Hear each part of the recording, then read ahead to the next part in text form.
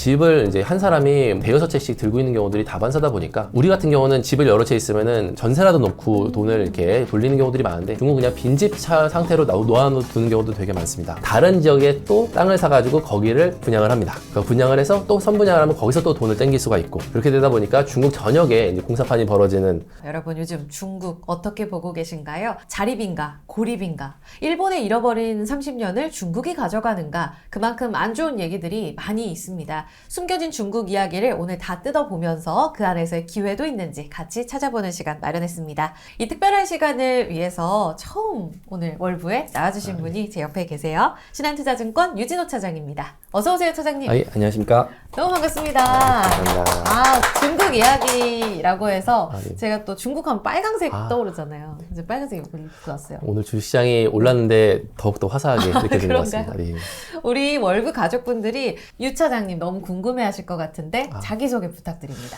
안녕하세요. 저는 증시 각도기 TV라는 유튜브에서 중국 시장의 마감 시황을 담당하고 있는 유진호라고 하고요. 필명은 꽌시유입니다.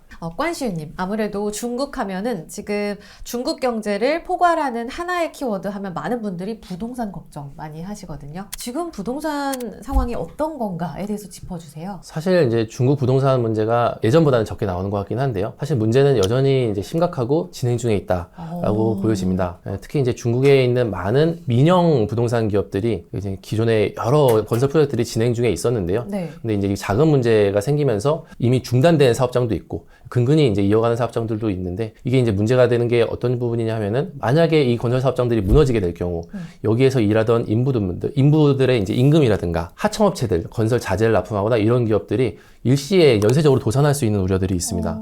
그러다 보니까 중국 정부에서도 일단은 최소한의 자금을 들여가지고 이들 기업들한테 지원을 해서 이 기업들이 최소한도 지금 하고 있는 프로젝트는 완성하는 데까지는 이제 일단은 진행하도록 하고요. 그 외에도 이 기업들이 위안화로 발행된 부채들이 굉장히 많은데 이거 역시도 만약에 상환이 안 될 경우에는 중국 내 은행들에 문제가 생길 수 있기 때문에 이런 것들을 막기 위해서는 최선을 다하고 있는 상황이다 보시면 될 것 같습니다. 근데 이제 반면에 위안화로 발행된 채권은 열심히 상환을 하고 있는데 달러로 발행된 부채죠. 이제 외국인들이 빌려준 돈 같은 경우는 상환 의지가 상대적으로 조금 결여되어 있는 부분들이 있거든요. 그래서 얼마 전에 이제 올해 1월인데 홍콩의 그 법원에서 헝다그룹에 대한 파산 선고를 내린 사례가 있습니다. 그것도 그렇고 지난달에 2위 업체인 비구이안 벽개원이라고 있는데 이 회사도 일단은 이제 채무가 불이행됐다라는 부분에 의해 가지고 피소를 당했는데 요거의 주체들이 다 이제 외지인들이 달러 부채에 대한 상환을 받지 못하면서 제기한 소라다라고 보시면 될 것 같습니다. 위안화 부채도 못 갚고 있고 달러로 찍힌 그 부채도 못 갚고 있는데 달러로 찍힌 그 부채는 더 못 갚고 있는 상황이다 이렇게 이해하면 되는 건가요? 그렇습니다. 일단은 이제 중국 정부가 돈을 좀 지원을 하면서 건설을 근근히 유지하게 만들었다는 점에서는 키는 이미 중국 정부가 하라는 대로 할 수밖에 없는 상황이거든요. 근데 중국 정부는 확실한 거는 일단은 이 부동산 문제가 특히 민영 부동산 기업들이 대부분 이제 재무적인 부실이 심한데 이 기업들이 문제가 돼서 중국 내에 소위 인민들이죠. 중국인들이 그 사는 경제에 영향을 미치는 것은 최소화하겠다라는 게 중국 정부의 의지고요. 반면에 해외는 상대적으로 뭐 어떻게 되든 크게 이제 부차적인 문제다라고 이제 보는 것으로 생각이 됩니다. 그러다 보니까 실제 이제 실물 경기, 중국의 부동산 가격 같은 경우는 지역별로 해가지고 매월 가격이 고시가 되거든요. 전월 대비해가지고 주택 가격이 얼마나 더 올랐는지 빠졌는지를 고시를 하는데 지금 이미 수십 개월째 대부분의 도시들이 주택 가격이 꾸준하게 하락 중에 있고요. 그러다 보니까 일단은 실수요자들조차도 당장 집 사는 거를 생각을 안 하고 팔짱 끼고 지켜보는 상황. 그러다 보니까 거래는 거의 없고요. 거래 없이 완만하게 끊임없이 하락하고 있는 게 중국 부동산, 특히 주택 가격의 상황이다라고 보시면 됩니다. 그럼 지금 중국에서 문제가 되는 이 부동산들의 공통적인 특징이 있어요? 경제 주체별로 설명해서 드려야 될 것 같은데요. 기본적으로 중국에 있는 이 경제 주체들, 뭐 수요자, 공급자, 정부 모두 다 이 부동산 불패 신화에 대한 뿌리 깊은 믿음에서 자리했다라고 보여집니다. 그게 가장 큰 특징이자 문제점이었다라고 생각이 되고요. 실제 중국의 그 주택 가격 동향을 보면은 2000년부터 2020년까지 거의 20년 동안 끊임없이 주택 가격이 상승을 했었습니다. 20년이요? 네, 20년 이상 사실 상승을 했었는데요. 그거를 이제 PIR이라는 지표가 있어요. 그게 뭐예요? 네, 그게 이제 그 주택 가격을 제가 벌어들이는 소득으로 나눈 숫자라고 보시면 되는데 서울은 최근에 보니까 한 15 정도, 15배 정도였다고 합니다. 근데 이제 이게 중국에서 가장 주택 가격이 비싼 게 일선 도시인데 네. 일선 도시라 하면은 중국의 선전이나 상하이나 베이징, 예 맞습니다. 그 광저우까지 이 4개 도시를 일선 도시라고 하는데 선전의 주택 가격이 가장 비쌌을 때가 40이 넘었습니다. 근데 이 40이 넘었다는 것의 의미를 이렇게 해석하시면 될 것 같은데요. 40년 동안 벌어들이는 월급을 하나도 쓰지 않고 모아야지만 그 선전에 있는 평균적인 집 한 채를 살 수 있다. 굉장히 이제 비쌌다. 라고 이제 보시면 될 것 같습니다. 선전. 근데 20년 동안 그 오른 가격이 꺾였다는 거죠? 네, 그 2020년을 고점으로 해가지고, 기점으로 해서. 기점으로 네. 해서 그 이후로는 꾸준하게 하락 중에 있고요. 보면은 이 경제 주체별로, 특히 수요 측, 중국의 가계인데, 부동산, 집은 쟁여두면 돈이 되는 이제 그런 일종의 부의 지적 수단으로서의 의미가 굉장히 강했습니다. 20년 내내 집값이 올랐기 때문에 당연한 부분이기는 한데, 그러다 보니까 다주택자들이 많이 양산이 됐고요. 중국 같은 경우는 2주택이 아니고 보통은 5개, 6개씩 집을 물론 이제 그 대출, 레버리지를 끼고 사는 경우들이 대부분이긴 하지만 어쨌든 그렇게 굉장히 일반화되어 있는 부분들이 있고요. 근데 그리고 두 번째로 민영 부동산, 이 공급자들 같은 경우도 이렇게 가게가 늘 집을 찍어내면은 누군가가 항상 비싼 값으로 사주다 보니까 이 기업들 입장에서도 집을 많이 만들어가지고 팔면은 팔수록 돈이 된다라는 뿌리 깊은 믿음이 있었기 때문에 이 기업들도 여전히 그 중국 은행들로부터 과도한 차입이 항상 이제 문제가 됐던 상황입니다. 그리고 중국 정부도 여기서는 자유롭지 못하고요. 중국이 오랜 기간 경제 성장을 가파르게 했었던 가장 큰 덕분은 뭐 일종의 중국의 부동산 경기였기 때문에 워낙 이 산업 간의 연관 효과도 크게 나타날 수 있고 고용도 많이 될 수 있는 게 부동산 산업이다 보니까 중국 정부도 여기서는 자유롭지 못한 부분들이 있습니다. 별도로 중국의 지방 정부가 31개 성이 있는데 이 지방 정부의 주요된 재정 수입이 이제 이 부동산을 건설하기 위해서 지방 정부가 토지를 매각을 하거든요. 네. 지방정부 입장에서도 부동산이 많이 활성화되면 될수록 재정 수입이 늘어나는 부분들이 있다 보니까 결국은 뭐 수요자나 공급자나 정부 모든 사람들이 집값이 올라가면은 이득을 보는 그런 상황이 진행됐기 때문에 그것이 중국 정부의 이제 부동산 불패신화 이게 가장 큰 특징이었다라고 보시면 될 것 같습니다. 이게 이제 꺾인 데에는 사실 인구 대국, 인구 부국이라는 타이틀이 있었던 게 중국인데 이제 인구 감소로 가고 있다라는 측면도 있더라고요. 이 부분이 하락에 큰 영향을 주고 있을 것 같은데 맞나요? 정확한 지적이실 것 같고요. 실제 중국이 2021년에 인구가 정점을 찍고 그때가 이제 14억 명을 돌파했다 이런 14억 명이요? 그렇습니다. 그때가 정확하게 고점이었고 2022년부터는 인구가 하락하기 시작을 했습니다. 지금은 이제 전 세계에서 인구 1위는 중국이 아니고요. 아시다시피 어디? 인도입니다. 예, 이제 인도가 지금은 틀릴까봐. 네, 1위가 된 상황이고요. 중국 입장에서는 인구는 감소하고 있는 상황인데 집을 이제 한 사람이 뭐 대여섯 채씩 들고 있는 경우들이 다반사다 보니까 우리 같은 경우는 집을 여러 채 있으면은 전세라도 놓고 돈을 이렇게 돌리는 경우들이 많은데 네. 중국은 그냥 빈집 차 상태로 놓아두는 경우도 되게 많습니다. 그래서 아마 뭐 다큐멘터리나 뉴스를 통해서도 많이 보셨던 게 중국의 빈집이 6,500만 채, 뭐 많게는 1억 채까지 말씀하시는 분들이 있는데 이거는 실제 건설해놓고 주인이 없는 집이 뭐 그만큼 되는 거는 물론 아니겠지만 적어도 이제 중국의 빈집 문제가 심각한 것은 이제 사실이다. 그게 이제 지금의 중국 부동산의 문제를 야기시켰던 가장 큰 이유 중에 하나다라고 보셔도 될 것 같습니다. 그러면 선전, 뭐 베이징, 상하이, 상하이, 광저우 이쪽도 지금 빈집이 많다는 거예요? 네, 실제로 제 유튜브를 하면서 많은 분들께서 중국 현지 상황을 말씀을 주시는데요. 아주 핵심 코어 지역 같은 경우는 당연히 뭐 빈집이 잘 없겠지만 이를테면 우리 강남 같은 네. 그 정도는 아니겠지만 선전도 그 요 지역 말고도 주변 지역에 빈집이 굉장히 많다라는 얘기 사실 들었기 때문에 후선 도시만의 문제는 아니다. 일선 도시야 그렇고 지방은 더 할 거 아니에요, 그렇죠? 네, 그럴 것 같습니다. 그러면 중국의 부동산이 어떤 구조로 이루어졌길래 이렇게까지 심각한 상황이 되어 빈집도 늘어나고 파산하는 기업들 늘어나고 이런 상황이 된 걸까요? 그거는 이제 중국 부동산 기업들이 이제 사업을 하는 방식에서 그 문제를 좀 찾을 수 있을 것 같은데요. 이른바 선분양입니다. 선분양? 네. 우리도 하잖아요. 맞습니다. 저희가 지금 하고 있는 선분양이랑은 방식이 좀 다른 게 우리는 이제 집을 분양을 받게 되면은 처음에 계약금을 내고 그다음에 집이 건설되는 단계에 맞춰가지고 중도금을 내고 잔금을 치른 다음에 입주를 하잖아요. 근데 이제 중국 같은 경우는 처음에 분양을 받게 되면은 그 집값을 한꺼번에 다 냅니다. 근데 굉장히 거액이기 때문에 당연히 제가 갖고 있는 돈 일부를 계약금으로 내고 나머지 금액들은 다 이제 은행 대출로 충당을 하게 된다라고 보시면 됩니다. 그렇게 다 내고 나면 그냥 내 거가 되는 거예요? 네, 그렇게. 근데 그게 왜 문제가 돼요? 그 건설사 입장에서는 한꺼번에 바로 목돈이 들어오는 거거든요. 그 건설사들이 집을 질 때 들어가는 돈이 당장은 많이 들지가 않는데 여윳돈이 생기는 개념이기 때문에 그러면은 중국 건설사들이 딴 마음을 먹습니다. 그래서 이제 건설을 하면서 남은 돈을 갖다 여윳돈을 갖다가 다른 낫단 마음이 뭐 횡령 이런 거는 아니고요. 아, 네네. 예, 다른 지역에 또 땅을 사가지고 거기를 분양을 합니다. 그 분양을 해서 또 선분양을 하면 거기서 또 돈을 땡길 수가 있고 그렇게 되다 보니까 중국 전역에 이제 공사판이 벌어지는 이제 그런 상황으로 이제 치달았다라고 보시면 되고요. 이게 이제 빈집이 양산되는 가장 큰 원인 중에 하나였다라고 보셔도 될 것 같아요. 당국이 제일 책임이 큰 거 아니에요? 이 정도면? 책임을 피하기 매우 어렵고요. 중국 정부도 그 이슈 때문에 지금까지 와. 사실 아직 이제 고통을 받고 있는 것으로 보여집니다.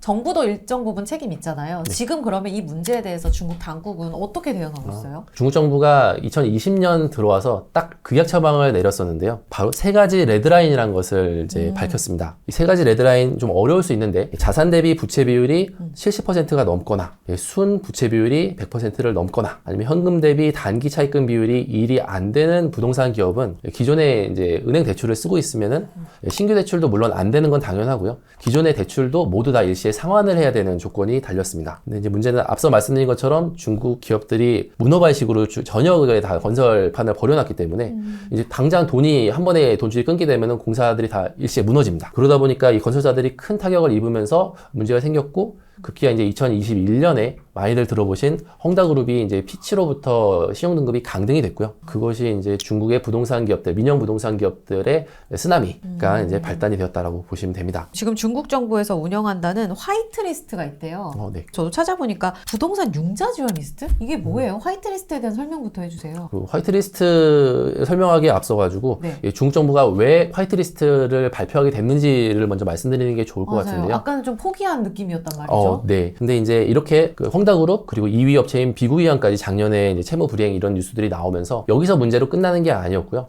실제 이제 이 부동산 기업들이 채권도 발행하고 주식도 이제 많이 이제 발행을 해서 거래를 하는데 이 주식과 채권들을 편입한 금융 상품이 또 있습니다. 중쯔그룹이 이제 실제 중농신탁이라는 이런 이제 건설사들의 주식이나 채권을 운영하는 운용사였거든요. 그런데 말씀하신 것처럼 헝다그룹이나 비구이안의 기업 상태가 안 좋아지면서 이 채권이나 주식에도 문제가 생겼고요. 그러다 보니까 여기에 편입되어 있는 금융상품 자체가 상환이 지연되거나 아예 이제 불발되는 상황이 발생이 된 겁니다. 근데 이제 이게 가장 크리티컬한 부분이 부동산에서 문제가 생긴 게 금융시장으로 전이가 되는 일종의 첫 시발점이었거든요. 그러다 보니까 중국 정부도 더는 이제 민영 부동산 기업들을 옥죄는 거로 끝내지 않고 손을 써야겠다. 라는 생각이 들어가지고 그때부터는 이렇게 작년인데 부동산 기업들한테 가했던 규제들도 대부분 좀 이제 풀어주고 있고 대표적인 게 이제 화이트리스트를 발표했다라고 보시면 됩니다. 그래서 이 화이트리스트도 일종의 이제 살생부다라고 보시면 되는데요. 좀 무섭게 들리실 수는 있는데 생에 좀 더 가까운 부분을 말씀을 드릴게요. 화이트리스트에 편입이 되게 되면은 중국 은행들로부터 무제한적으로 자금 지원을 받을 수가 있습니다. 그래서 그 돈을 받은 부동산 기업들은 일단은 기존에 짓고 있던 부동산 프로젝트를 모두 다 완공하고 갚아야 될 것들 다 갚고 네, 그렇게 진행할 수 있게 해주고요. 근데 이제 이 화이트리스트도 신규 프로젝트를 하는 데는 은행들이 지원이 전혀 들어가지가 않고요. 그럼 그게 왜 화이트리스트지? 아까 거기에서 못 찍게 되면 결국 돈을 못 벌어서 살아남지 못하면 끝나는 거라면서요. 네, 그래서 제가 봤을 때는 이 화이트리스트라는 단어는 중국 정부 입장에서는 그게 화이트리스트다라고 보시면 될 것 같고요. 반면에 이제 민영 부동산 기업들, 힘든 민영 부동산 기업들 입장에서도 당장의 생명줄을 주는 듯 하긴 하지만 그게 실제 마지막까지 생명수로 적용을 할 것인지에 대해서는 좀 더 시간을 보고 살펴볼 필요가 있어 보입니다. 특히 이제 이 중국 정부가 내놓은 화이트리스트가 좀 재밌는 게 기업별로 화이트리스트에 편입되고 불발되고가 아니고요. 중국 전역에 이 기업들이 여러 지역의 사업장을 갖고 있을 텐데 어떤 사업장은 화이트리스트에 편입이 되고 또 다른 사업장은 화이트리스트에 편입이 안 됩니다. 그럼 뭐 조건이, 그러니까 그 기준이 뭐예요? 기준은 제가 봤을 때는 중국 정부가 정하는 것 같고요. 중국 정부 입장에서 봤을 때 이 부동산 사업은 살려둬도 도움이 될 것 같다라는 생각이 들면 화이트리스트에 넣어주고 다른 뭐 예를 들어서 후선 도시에 빈집이 뭐 1억 채 있는 이런 지역에 화이트리스트를 넣어줄 이유는 사실 없기 때문에 그런 식으로 일종의 이제 핀셋 구조조정을 중국 정부가 계속 하고 있다라고 보시면 될 것 같아요. 결국은 중국 수요가 살아나야 될 것 같은데 아까 중국의 빈집 너무 많다고 하셨잖아요. 이 빈집을 다 채우려면 30억 명이 더 필요하다. 뭐 이런 이야기도 있던데 수요가 살아날 수 없다는 이야기인가? 라고도 생각이 들고 이런 말씀 좀 들어보셨어요? 저도 뉴스를 통해서는 봤던 기억이 있는 것 같은데요. 근데 이제 중국 인구가 지금 현재 14억 명이고 앞으로도 계속 줄어들게 되고 노령화가 심해지는 상황으로 갈 텐데 혹자는 6,500만에서 많게는 1억 채의 빈집을 얘기하거든요. 중국 전국에서요? 맞습니다. 그래서 보통 중국의 한 가정이 우리랑 비슷해서 뭐 3명에서 5명 사이라고 생각을 생각을 하면은 충분히 1억 채로 감안했을 때는 3억, 30억 명까지는 좀 과하다는 생각이 들기는 합니다. 예. 그러니까 사실상 쉽지 않겠다는 생각이 듭니다. 그렇죠? 채우기는 불가능하다고 생각이 되고요. 지금 중국이 다른 국가들은 다 인플레 때문에 고생 중이잖아요. 요거 잡으려고 긴축하고 그러니까 금리 올리고 하는데 중국만 지금 디플레이션 때문에 고생을 오랫동안 하고 있습니다. 혹시 물가 둔화인 이 디플레이션이 중국의 부동산과도 연관이 있는 거예요? 깊이 연관이 있다라고 보여지고요. 일단은 중국 경제 이 GDP에서 소비가 차지하는 비중이 네. 대략적으로 한 40% 정도라고 알려져 있고요. 이게 다른 국가보다 높은 퍼센테이지인가요? 미국도 소비 비중이 굉장히 높은 것으로 알고 맞아요. 있는데 중국 같은 경우도 소비가 사실 많이 활성화돼야지 경제가 살아나는 구조라고 보시면 될 것 같습니다. 근데 이제 작년 같은 경우는 중국이 코로나로부터 벗어난 리오프닝 원년이기도 했고요. 그 전 2022년이 워낙 경기가 부진했기 네. 때문에 그런 기저효과 때문에 이 GDP 대비 그 소비가 차지하는 비중이 80%였다라고도 굉장히 높았습니다. 근데 이제 중국도 가계 자산에서 부동산이 차지하는 비중이 절대적이거든요.